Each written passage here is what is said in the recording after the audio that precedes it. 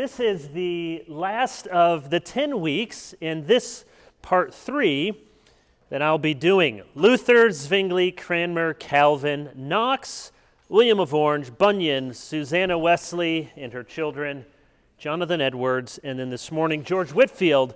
I have lots of Whitefield books. Let me just mention a few.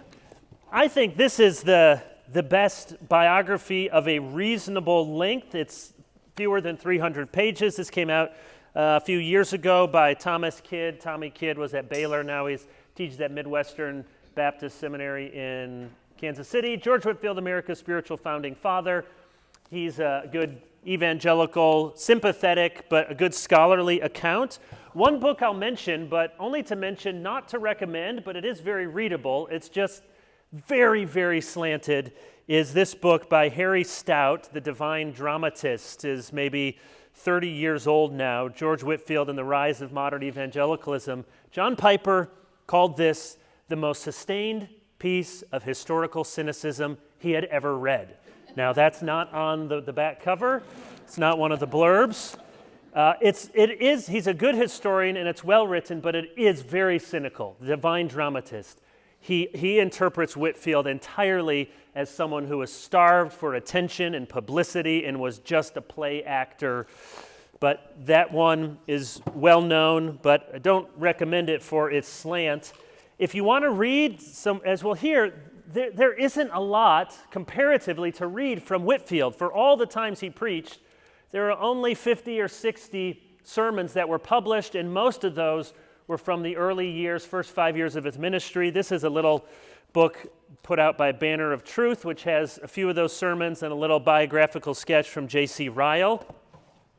More recently, Crossway published 2 volumes, pretty much all of the sermons that are available of Whitefield. So 2 volumes here if you want to read the sermons.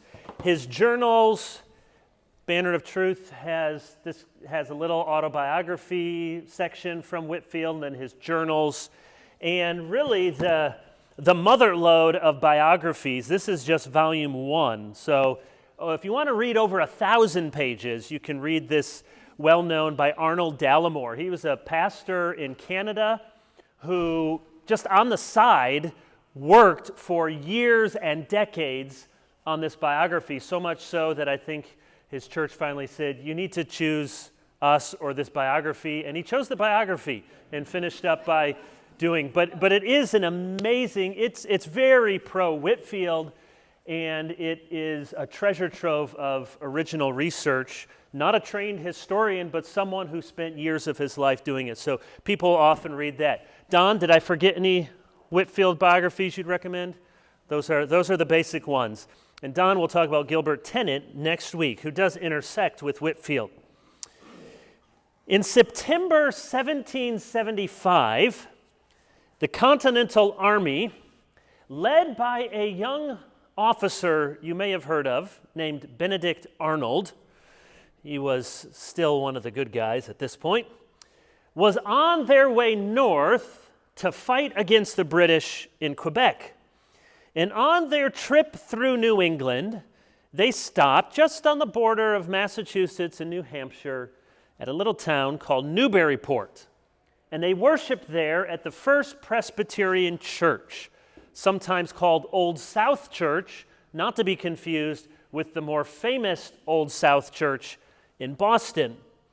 After a sermon there at First Presbyterian Church in Newburyport by the Army's chaplain, Benedict Arnold and some of the other officers went underneath the pulpit and opened up the crypt and saw the dead body that was buried there. It had disintegrated, decomposed, but you could still see the body dressed in a clerical robe, collar, clerical wristbands.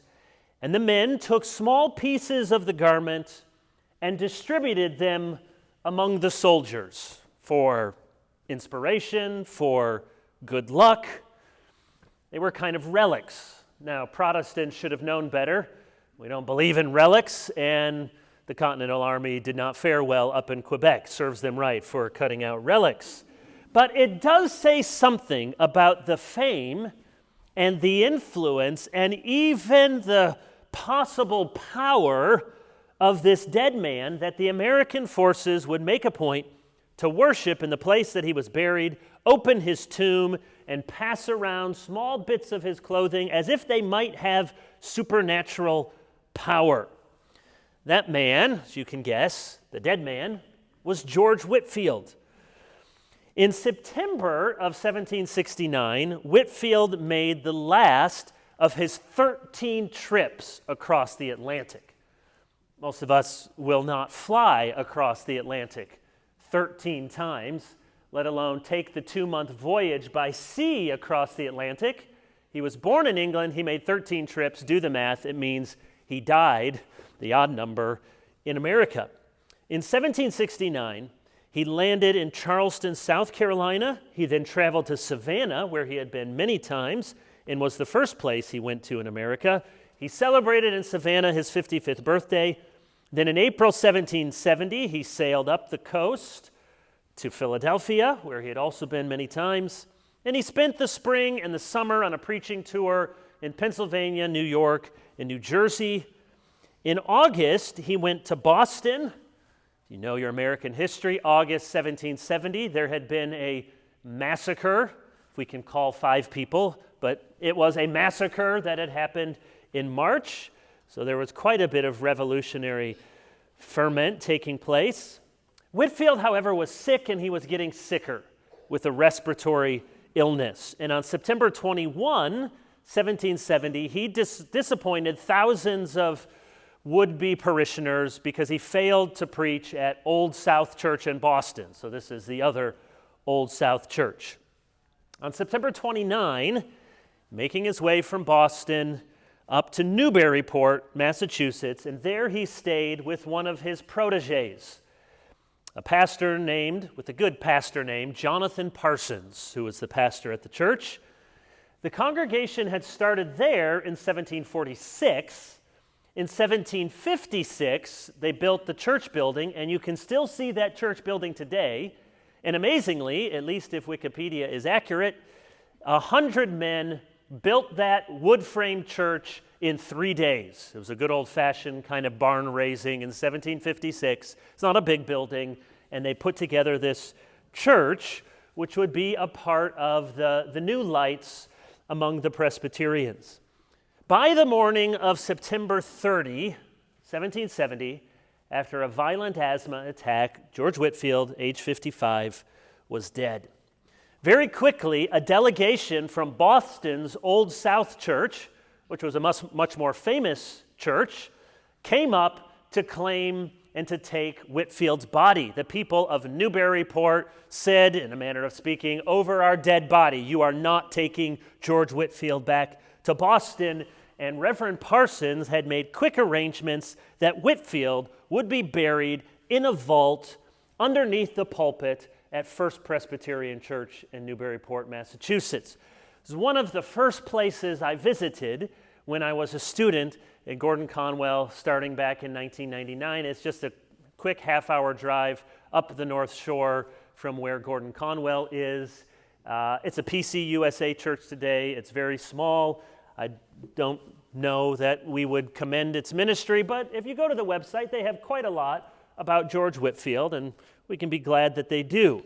That this great British-born Anglican minister, his final resting place, earthly resting place to this day, is in America. I have here my George Whitefield tie. It's actually a Banner of Truth tie, but you may know that Banner of Truth, you can't see on the back, this is a Banner of Truth book. The Banner of Truth logo on the spine of all their books is this George Whitefield in his clerical robe and his tabs, Genevan tabs. This is my George Whitefield tie. George Whitefield was born December 16, 1714 in Gloucester. We might try to say Gloucester or something like that, but don't say that. Gloucester, about 35 miles north of Bristol. So this is the west side of England, 40 miles west of Oxford. His parents kept the Bell Inn. So he did not grow up among aristocracy. He did not grow up in wealth. In fact, I was just thinking as I was looking over the now 30 people that I've gone through in 3 years of this class, almost all of them, until very recently, grew up in, we would say, privilege and wealth and some kind of nobility, which makes sense because until very recently, if you had an opportunity to read or write or to be a person of influence, it was probably because you grew up in a home that had a lot of wealth and influence and nobility. It's just the facts of history that for most of history, if we know of you and are still talking about you, it's probably because you grew up in comparatively, you were a 1%er. But as we come to the modern era and education is more widespread, Bunyan was really one of the first people we saw who did not grow up in any kind of privilege. Some of Zwingli didn't either, but he still had an opportunity to go to university. Well, Whitefield is another one of these. Grew up in the Bell Inn. His father died when he was only 2 years old. He was raised by his mother. She remarried when he was 10. It was not a very good marriage. Later, Whitefield reflected that he was his mother's favorite. No record of how the other children felt about that. But he said, my mother did take especial comfort from me throughout her life. And then he records this, and you can read this. It's the very first paragraph as Whitefield gives some reflections on his life.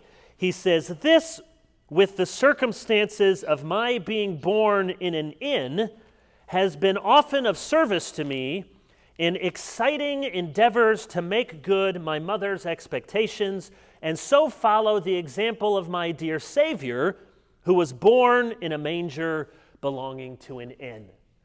So you might say, a cynic, like the Harry Stout book might say, wow, this guy had delusions of grandeur that he was comparing himself to Jesus because they were both born in an inn. Or you might more favorably say that he considered it an auspicious bit of providence throughout his life, and he tried to emulate the one who was also born in an inn. At 4 years old, Whitefield contracted measles. Now, I don't know if you can see much from any of these covers here, but when he contracted measles as 4 years old, he developed a squint in his eye. And later, he was called Dr. Squintum. There's no record again if he appreciated this nickname or not, but Dr. Squintum, people would say he had, you might say, a kind of lazy eye. And though we would likely not consider this to be an attractive trait, it was in the 18th century, many people considered it to have a special kind of spiritual power. Some people even reflected that when he was preaching, because his eyes didn't quite look straight, he could be looking everybody in the eye at the same time. One over here, one over here. So there was even something about his gaze. Again, you look at this picture, and he's, as was typical in the time, he's wearing this white powdered wig. No offense to George Whitefield. This, I don't think, is the Brad Pitt of revivalists, or George Clooney, or whomever you're, Kevin DeYoung. Whoever it might be. But even that defect, as it were, was considered to have some great spiritual power later in life. He attended the grammar school at St. Mary de Crypt. That was the parish church, the Anglican church in Gloucester. And there he discovered he loved reading plays. So it is true, he loved acting. He loved plays. Now later, once he's converted, he swore off the reading of plays. And he says there in his little memoir that he was so good at acting that the teacher would sometime make him to play both parts, or he would have to play the part of a woman in the play, and he would dress up like a girl, and he said, to this day, I feel great shame for having done so. But he was a very good actor. He didn't much care for school except for the acting. By his own admission, he said, this is reflecting some years later, that as a young teenager, he was, quote, addicted to lying, filthy talking, foolish jesting.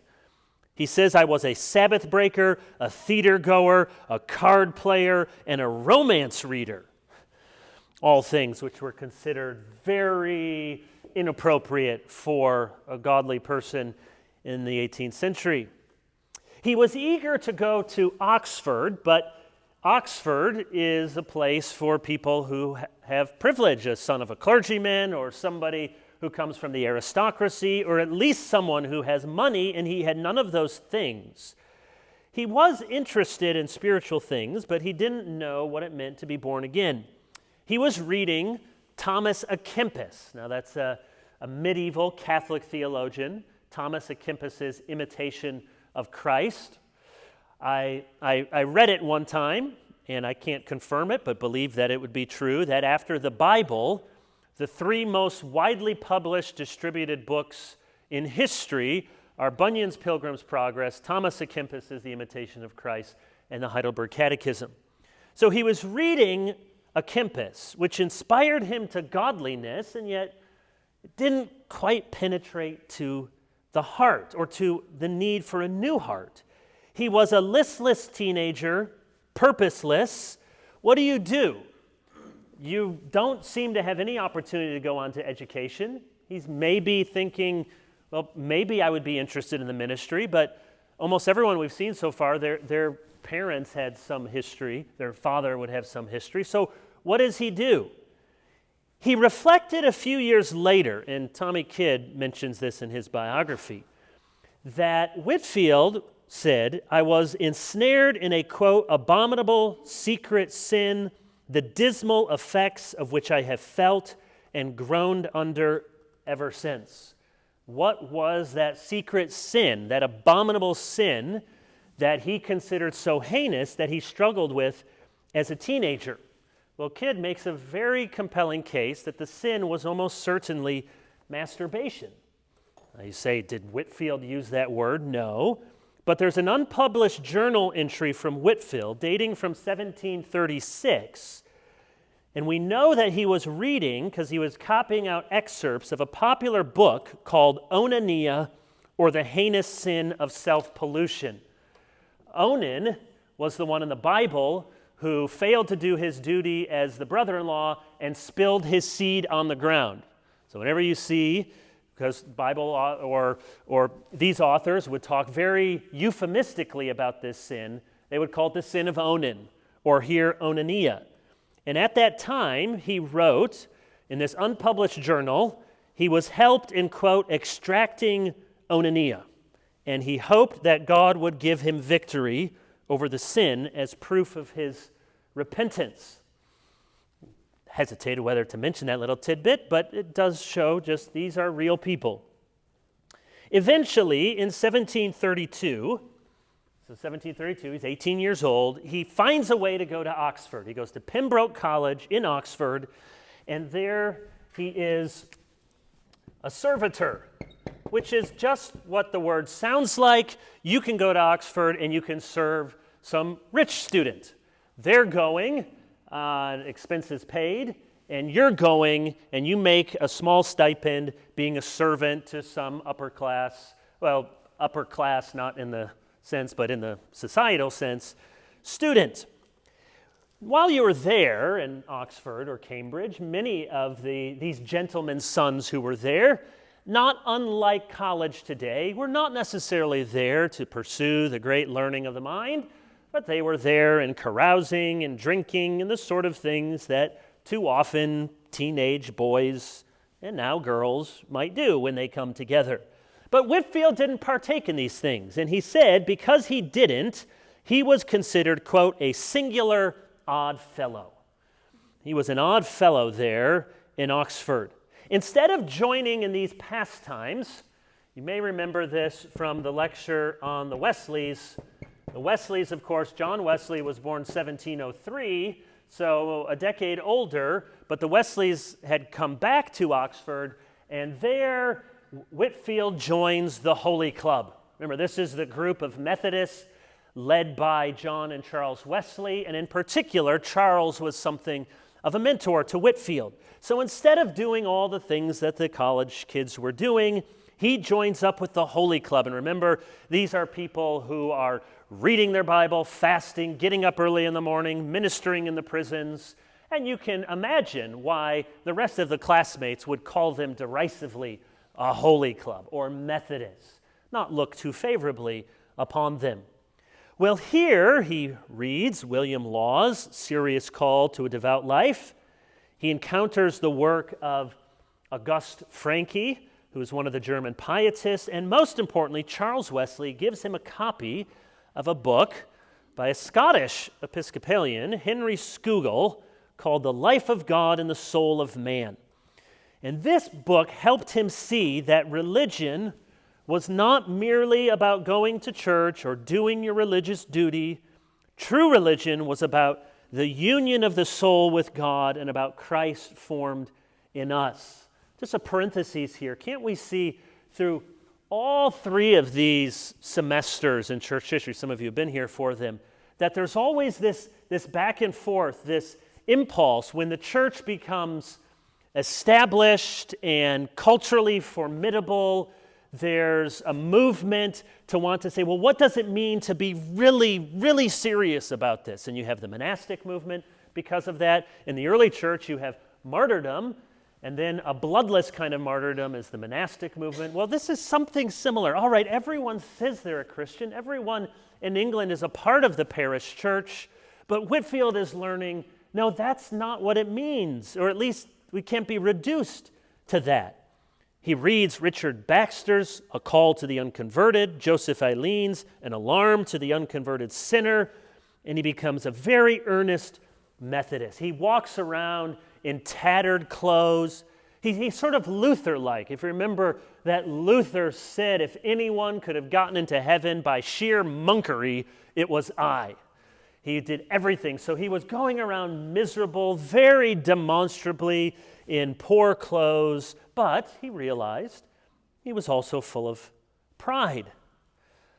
I recall having to learn this lesson when I went to college, and I was not enmeshed in many of those normal sins that people might do when they were in college, but I felt quite a bit of pride in not being enmeshed in those sins and realized that that is a respectable sin, but it is a heinous sin nonetheless, and I had many weeds to be plucked out.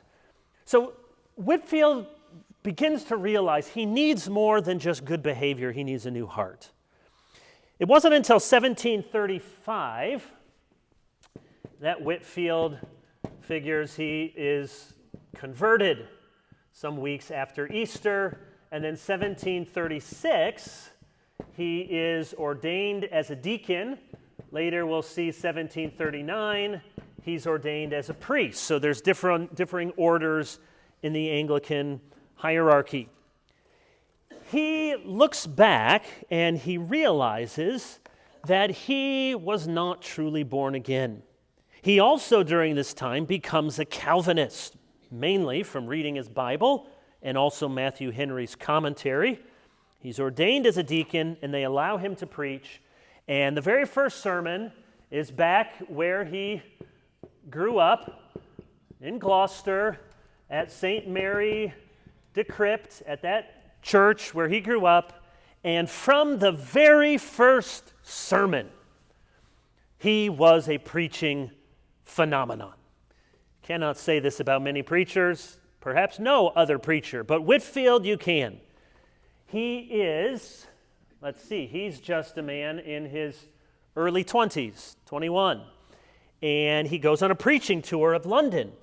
And for the rest of his life, from this moment in 1736 until his death in 1770, so for 34 years, Whitefield basically does one thing. He preaches sermons. His style was direct, personal, doctrinal, hortatory, meaning lots of exhortation. It was also dramatic. There's no doubt that he was a brilliant actor. You can go and listen. I listened to it again this week, and I found it on YouTube, when John Piper 20 years ago did one of his biographical sketches on Whitefield, and Piper draws a lot from this one paragraph that Whitefield later wrote, where he talks about the difference between acting and preaching. And he has this very pregnant line that he says, in acting, the actors, when they are good, are making the imaginary things seem real. And he says the problem with so much preaching is that the preachers make real things seem imaginary. And he wanted the real things to be seen for what they were, which was real. And so no doubt he was, in a sense, an actor, not in the sense that he was insincere or he was fake or it was all just a ploy to get a response, but an actor in that God had given him great dramatic gifts and flair and voice and speech, and he used all of those when he preached. Some of these famous remarks you may have heard before. The acclaimed actor David Garrick, so that is the George Clooney of the day, is a famous actor, once said he would give 100 guineas just to say the word, "Oh," like George Whitefield. Maybe in God's mercy, this happened all before television and radio and internet, so we don't know what it sounded like. Garrick commented that people could be moved to tears simply by the way Whitefield said Mesopotamia. I've looked, it doesn't actually appear that many times in the Bible, but whenever Whitefield got to it, he made the most of it. His themes were the great emphases of the evangelical awakening of the 18th century: justification by faith alone, the atonement, sanctification, the reality of heaven and hell, the inability of sinners to save themselves. In one of my favorite lines from Whitefield, he said, "Works? A man can get to heaven by works? I would as soon think of climbing to the moon on a rope of sand." It's a good image. He preached constantly about the need for a true heart religion and the necessity of being born again. Here's just a flavor. And one time Whitefield did say, perhaps not entirely humbly, but truthfully, when they were talking about publishing his sermons, he said, "Well, if you can find a way to publish the thunder and the lightning, then you can publish my sermons." But they did. Here's what he said in one sermon: "Oh, that you are secure, I must be to you a son of thunder. And oh, that God may awaken you, though it be with thunder. It is out of love, indeed, that I speak to you. I know by sad experience what it is to be lulled to sleep with a false peace. Long was I lulled to sleep. Long did I think myself a Christian when I knew nothing of the Lord Jesus Christ. I went perhaps farther than many of you. I used to fast twice a week. I used to pray sometimes 9 times a day. I used to receive the sacrament constantly every Lord's Day, and yet I knew nothing of Jesus Christ in my heart. I knew not that I must be a new creature. I knew nothing of inward religion in my soul." That's how he preached. He was an Anglican his whole life. He believed in the 39 Articles, the confessional standards of the Anglican Church. He used the Book of Common Prayer. He was, in addition to being perhaps the greatest preacher since the apostles, he was a gifted fundraiser. And long before Dale Carnegie, he was a master at winning friends and influencing people. He published his journals.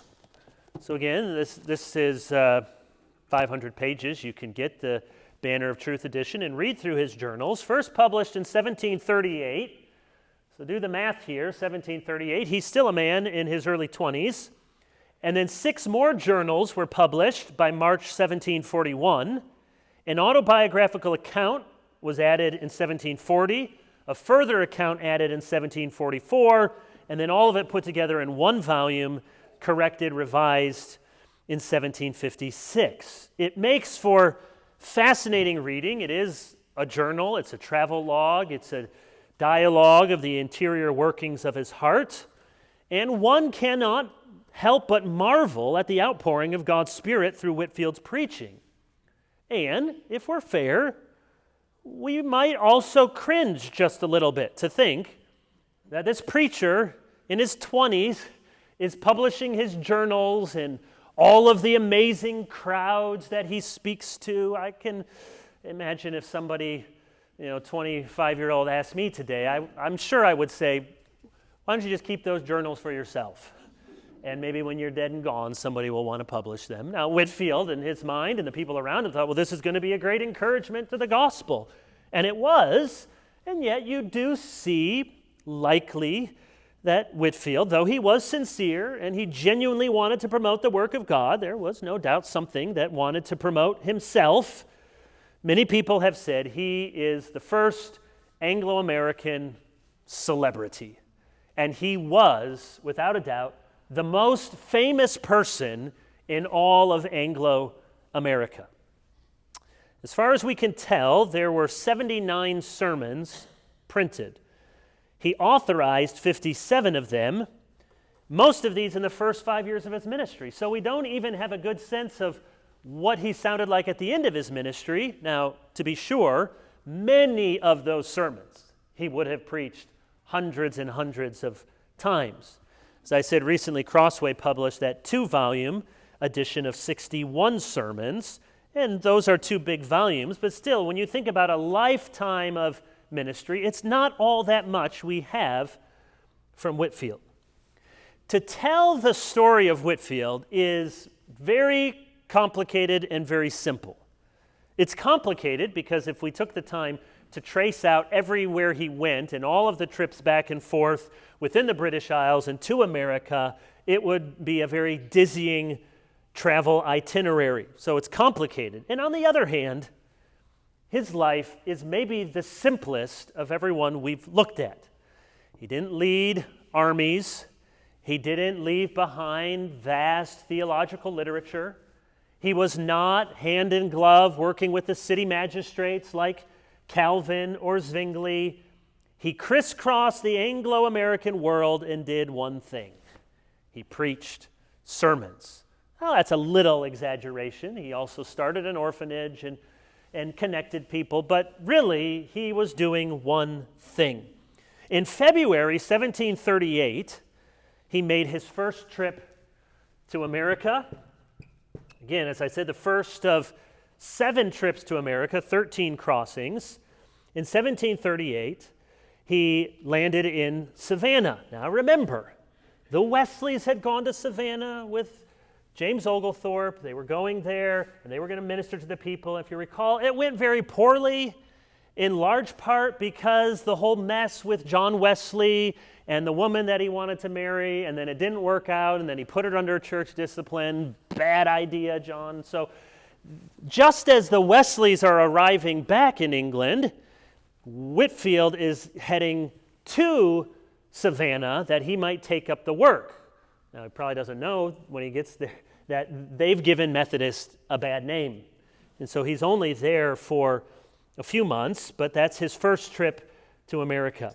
He comes back, he's ordained as a priest in Oxford in 1739, and the churches begin to close to him. They don't like his style, maybe don't like his message, and so he makes this fateful decision to begin outdoor preaching. He ministers around Bristol. He goes to Wales, he preaches in London, and then he makes a return trip. I'm not going to trace all of the trips to America, but here's his second trip to America in 1739. And this time he lands in Philadelphia, which was very fateful in the Lord's providence. He meets Benjamin Franklin. And you may know some of the history between the two, that Benjamin Franklin was at best a cultural Protestant, not a evangelical by any means, and yet Franklin and Whitefield were friends.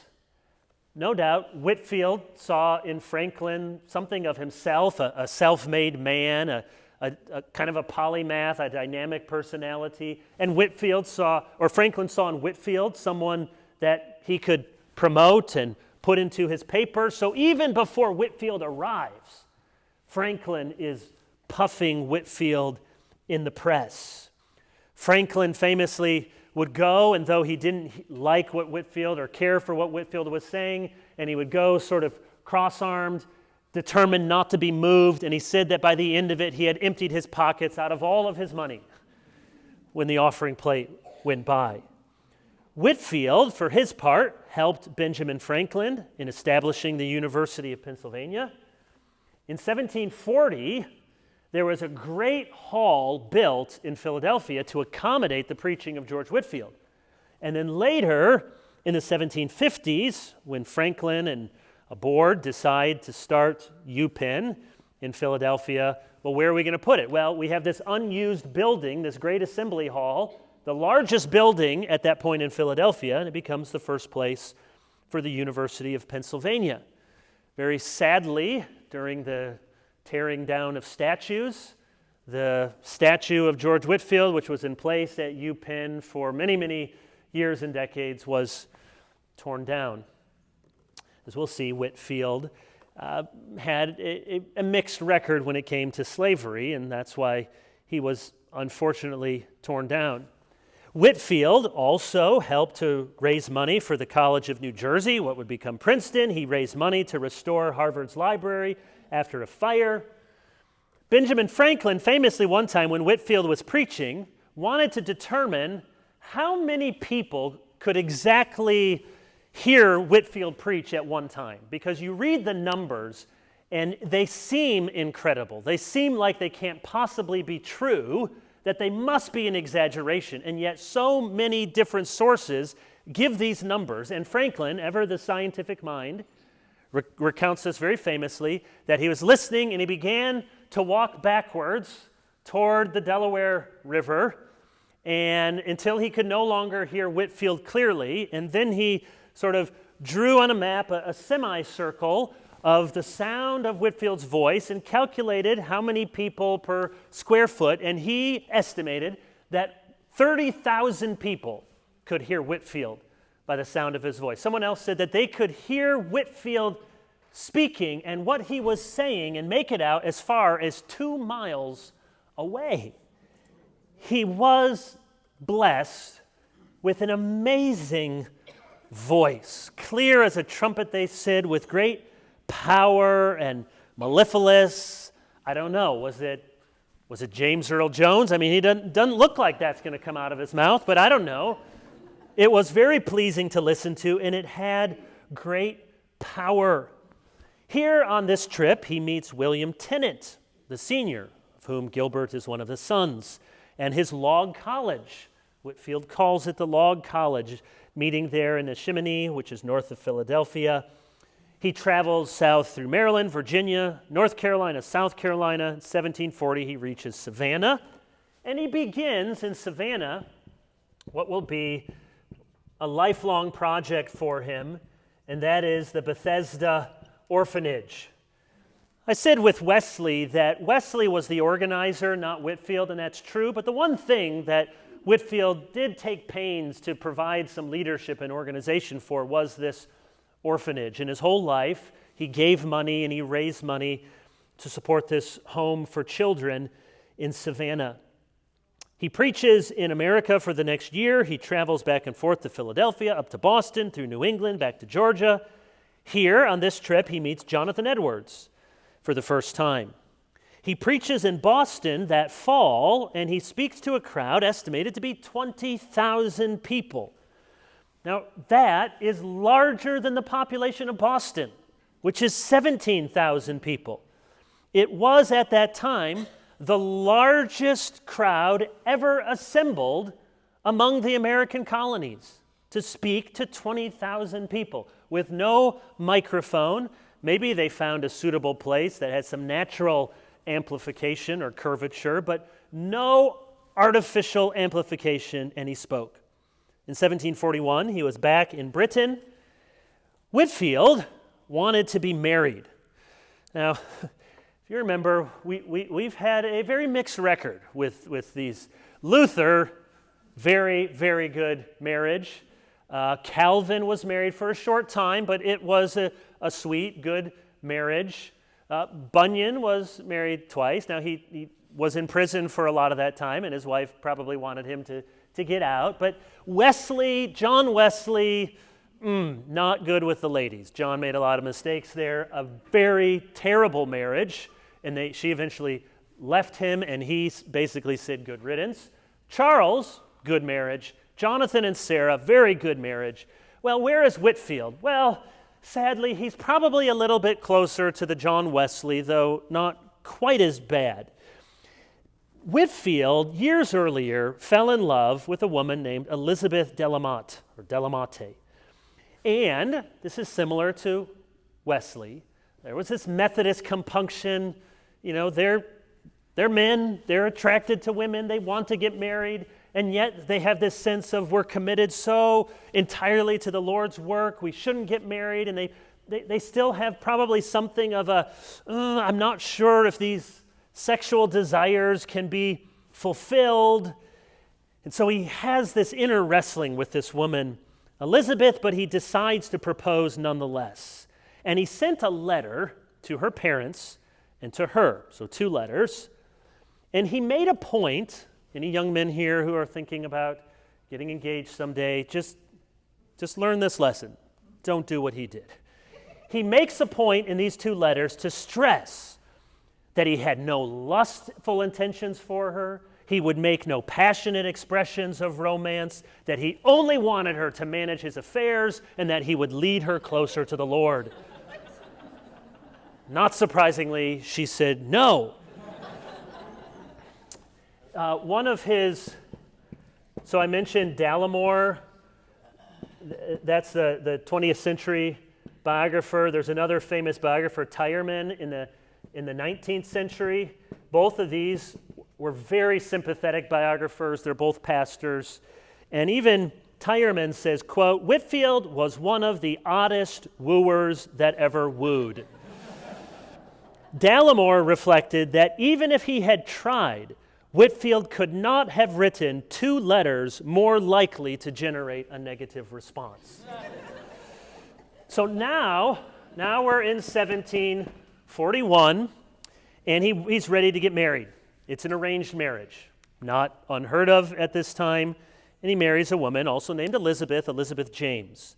They meet, and they get married a few days later in Wales on November 14, 1741. A few months later, Whitefield described Elizabeth to Gilbert Tennant in these words. Again, men, take note.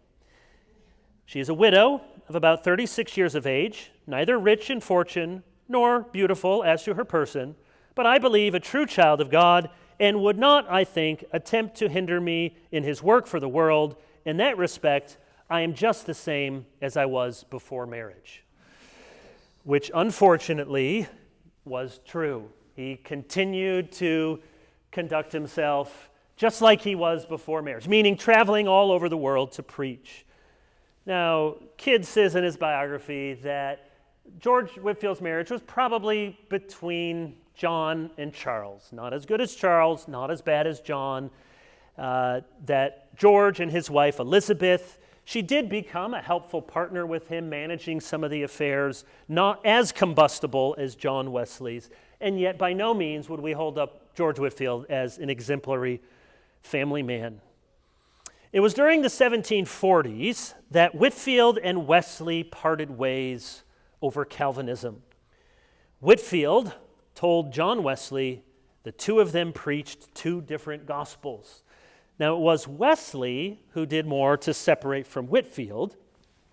According to Whitefield's way of thinking, he says this in one of his sermons, we are all Arminians and Papists by nature.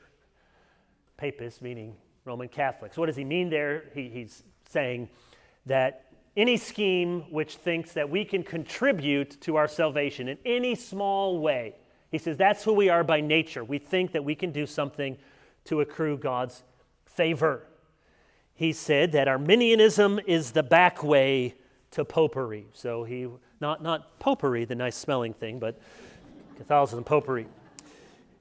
He did you see the meme going out this week on Reformation Day?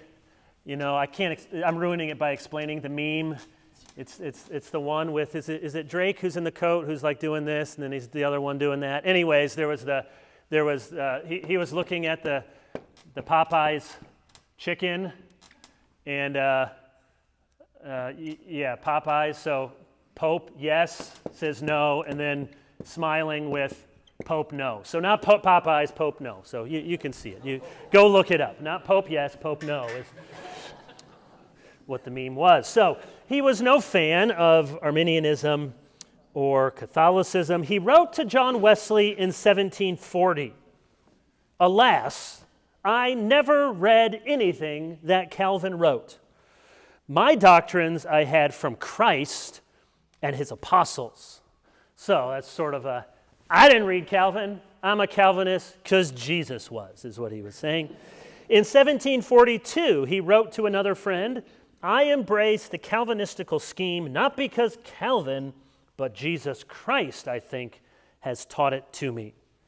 Here's what he said in one sermon. Even if you go back and you think Whitefield was so dramatic and Stout says he was an actor, but you read these sermons, by our standards, certainly, they are incredibly doctrinal sermons. He's talking about justification and imputation and regeneration and election and how he did that, projecting his voice to 20,000 people and holding their attention is amazing. Here's what he famously said in one sermon. For my own part, so imagine him speaking this to thousands of people, I cannot see how true humbleness of mind can be attained without a knowledge of election. And though I will not say that everyone who denies election is a bad man, yet I will say, with that sweet singer, Mr. Trail, it is a very bad sign. Such a one, whoever he may be, I think cannot truly know himself. For if we deny election, we must partly at least glory in ourselves, but our redemption is so ordered that no flesh could glory in the divine presence, and hence it is that the pride of man opposes this doctrine of election, because according to this doctrine and no other, he that glories must glory in the Lord. Whenever Calvinism is disparaged as being antithetical to evangelism, especially among Baptist friends, you may find this, the main reason you'll hear against Calvinism is Calvinists don't believe in missions and evangelism. If you're a Calvinist, then God just does it and we don't have to do anything, is the slur. We ought to remember that the greatest evangelist and probably the greatest preacher to ever speak in the English language was a thoroughgoing Calvinist. He was the great preacher of the revivals. Where did these revivals come from? We saw something about the revivals and the awakening with Edwards, but let's just think, before we come to the end of Whitefield's life, where did these awakenings and revivals come from? There are at least two important antecedents. So where did the revivals come from? How do we make sense of it? Because nothing in history ever just comes out of nowhere. Well, one antecedent is German pietism. As the pendulum swings in church history, in the late 17th century, where in German and Scandinavia, Lutheran orthodoxy reigns, you begin to have this other movement saying, now wait a minute, we have the wonderful superstructure of theology, but what about the heart? During the 17th century, at the same time, and this is sort of very early Enlightenment, you have the Puritans. That's a kind of pietistic movement arising in the British Isles. You have the Dutch Second or Further Reformation, which is another one of these kind of pietistic movements, emphasizing experiential heart religion. Pietism, sometimes today, is given a bad name, and I suppose there's a bad way to be pietistic, and yet we shouldn't take it as the opposite of being confessional. These people in Germany were confessional Lutherans, and there was this growth of German pietism. Now, when I tell you some of the things that the pietists were stressing, you'll probably yawn because these seem obvious to us, but that's just to tell you how much downstream we are as evangelicals and from pietism, that these things, which many of which were very novel at the end of the 17th, beginning of the 18th century, now are just considered commonplace. For example, they strengthened the idea of a pastoral calling. You can understand that to be, what were the three gentlemen's professions? Doctor, lawyer, minister. So now they say, no, you need to have a calling, that you really feel a burning. You're not just making a smart career move. They emphasized heart religion. Hymnody began to expand. They emphasized the practice of personal piety, family worship, daily Bible reading, if you could read, daily prayer. There was an activist impulse to do good to others. So you see in this time, and we've seen it with the Wesleys and with Whitefield, the building of orphanages, Christian schools, caring for the poor. There's an emphasis on repentance and new birth. Many of them, like the Methodists, would create these societies or these classes which were something akin to a small group. They wanted to see a renewed emphasis that we would share the gospel with other people. Now, all of these things seem, yeah, of course, that's what Christians do, but these were innovations from the Pietist movement down through the evangelical awakening. Men like Philip Jakob Spener, his book Pia Desideria, Pious Desires, August Hermann Francke, which was one of the influences on Whitefield. So that's one, German Pietism. The second, which may be a surprise to you, is Scottish Presbyterianism. What we think of as a revival from the 18th century, Whitefield, outdoors, thousands of people gathering. Now, not the innovations from Finney in the 19th century with the anxious bench and the sawdust trail, but the 18th century, these things have an antecedent in Scottish Presbyterianism. You say, well, how so? There's a famous poem called, by Robert Burns, you've heard of him, a famous poem from 1785 by Robert Burns called Holy Fairs. And he's talking about these festivals that he grew up with and everyone knew in Scottish Presbyterianism. They grew up in post-Reformation Scotland as a new kind of liturgical calendar. So typically, in Scottish Presbyterianism, they would celebrate the Lord's Supper only twice a year, in July and in February. And when they would have this communion season, especially in the summer where there's got a lot of sunlight, you can be outdoors, they would have many neighboring villages and towns come together. It was called a Holy Fair. And it would last a long weekend. It could be 4 or 5 days. People would have to present their communion token in order to come and receive the sacrament. But there would be a great preaching festival, and many of the neighboring towns would come together, and the local pastors would be preaching. Thousands of people. It was a holy fair. These are the antecedents. So when these revivals begin to break out in the middle part of the 18th century, they already had something that looked like this in the churchly liturgical calendar in Scotland. And there was one in particular which became very famous in Scotland called the Cambuslang Wark, or the Cambuslang Work. It's a little town. Almost all of the towns at this point are very little in Scotland, outside of Glasgow. There was a Presbyterian minister there, William McCulloch, who had been preaching on regeneration for over a year. And there was an unusual blessing. He reported during a 3-month period, 300 souls had been awakened, 200 converted. And he invited then to come in. So there was already something going on, and they were having their holy fair, their preaching communion season, and he invited George Whitefield to come. And there may have been as many as 30 or 40,000 people gathering for this communion season. July 11, communion service. So many people came, and such an effect by the preaching that unprecedented, they added another communion season. It was like they would have had tents. It was a tent meeting. It was a big conference, we would say, and the climax was the celebration of the Lord's Supper. And one of the things that's unique about the revivals in Scotland that you can see is they're very church-centered.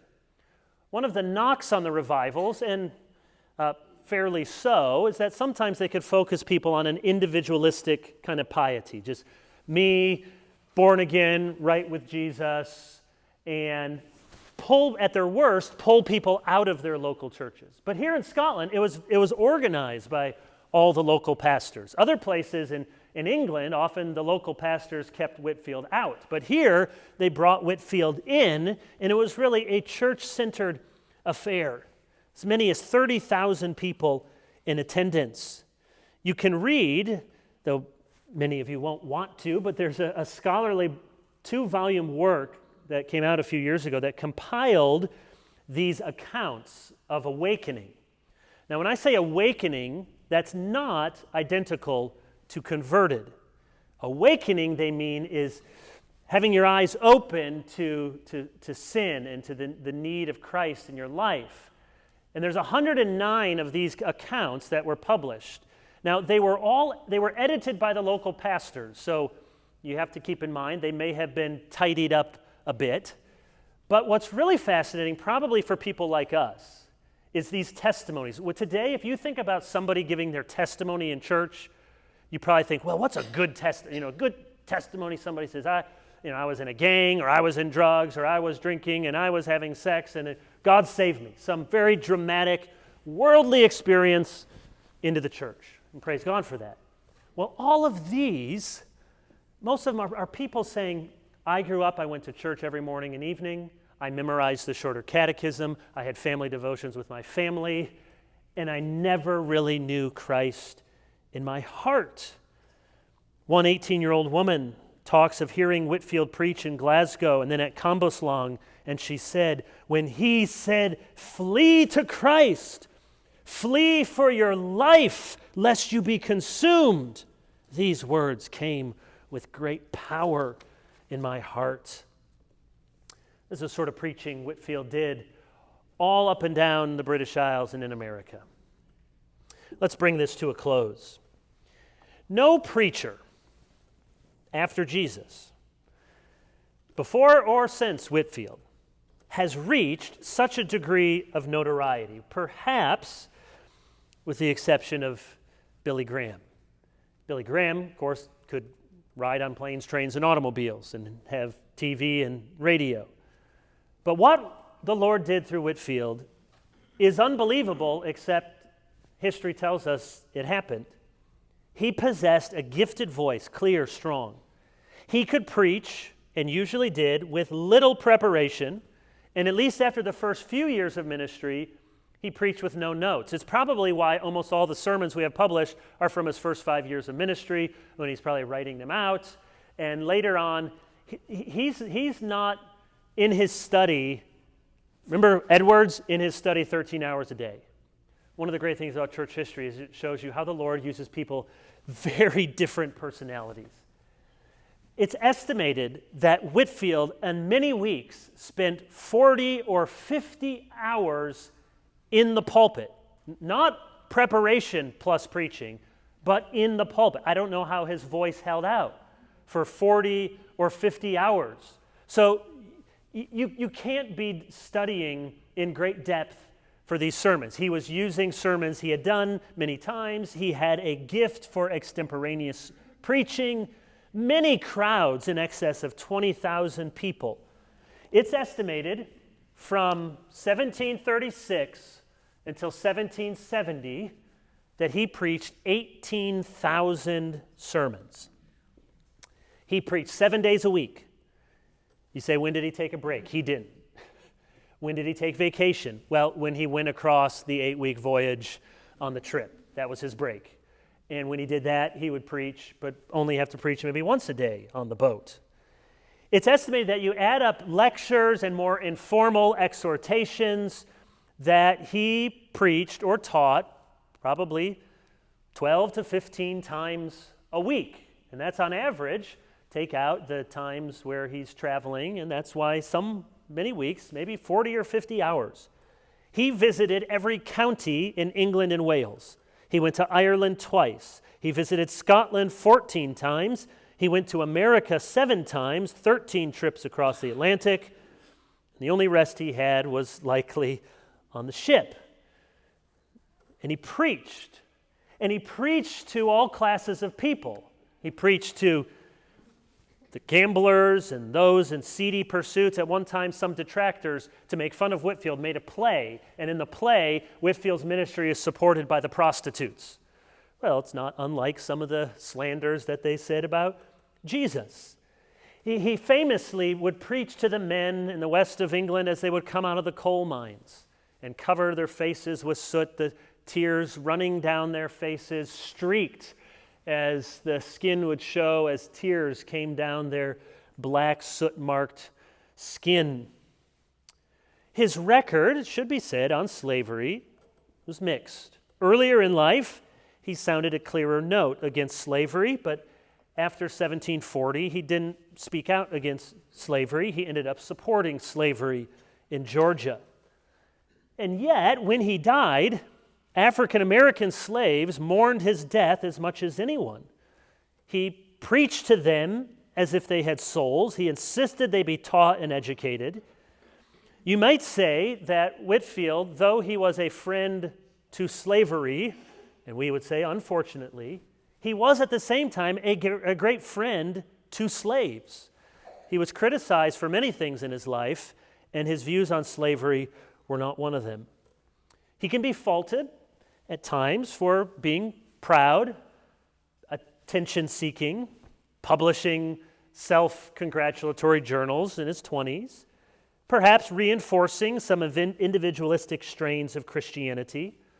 We might ding him for not being more tied to institutional church life. He never really ministered in a local setting.